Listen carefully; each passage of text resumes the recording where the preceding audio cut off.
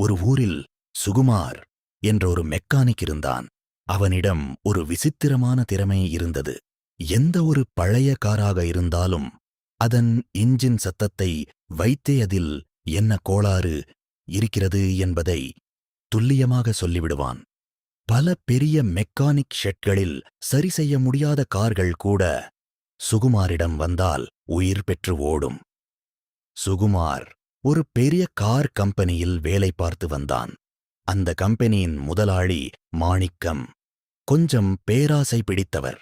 சுகுமாரின் திறமையைப் பார்த்து வியந்த மாணிக்கம் ஒரு நாள் யோசித்தார், இவனுக்கு ஏன் இவ்வளவு சம்பளம் கொடுக்க வேண்டும்?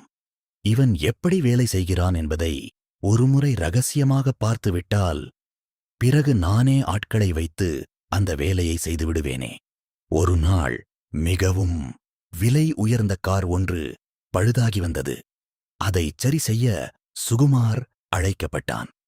மாணிக்கம் அந்த அறையில் ரகசிய கேமராக்களை பொருத்தினார். சுகுமார் அந்த காரின் இன்ஜினை பிரிப்பதையும் ஒரு குறிப்பிட்ட இடத்தில் லேசாக தட்டுவதையும் ஒரு சிறிய ஒயரை மட்டும் மாற்றுவதையும் அவர் கேமராவில் பார்த்து குறித்துக் கொண்டார். அடுத்த நாள் சுகுமாரை வேலை நீக்கம் செய்தார் மாணிக்கம். இனி உன் உதவி எனக்கு தேவையில்லை, உன் வேலையை என் மற்ற ஆட்களே செய்வார்கள் என்று திமிராக கார் இரில்ல கிழலாறு கூறினார். சுகுமார் அமைதியாக சிரித்துவிட்டு அங்கிருந்து கிளம்பினான். சில நாட்கள் கழித்து அதே போன்ற பழுதுடன் இன்னொரு கார் வந்தது. மாணிக்கம் குஷியானார்.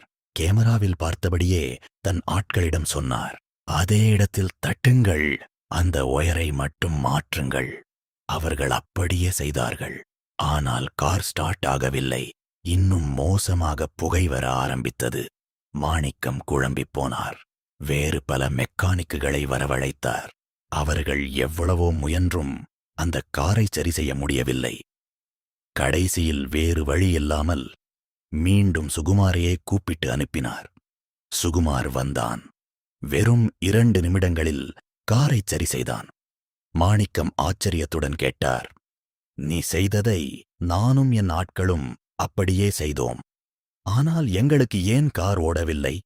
சுகுமார் மென்மையாகச் சொன்னான், ஐயா, நான் எந்த இடத்தில் தட்டினேன் என்பதை நீங்கள் பார்த்தீர்கள். ஆனால் எவ்வளவு பலத்துடன் தட்ட வேண்டும் என்பது என் கைகளுக்குத்தான் தெரியும். நான் எந்த ஒயரை மாற்றினேன் என்று பார்த்தீர்கள்.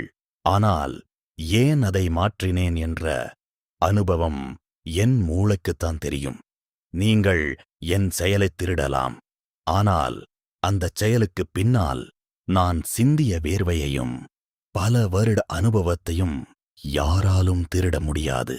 மாணிக்கம் தன் தவறை உணர்ந்தார்.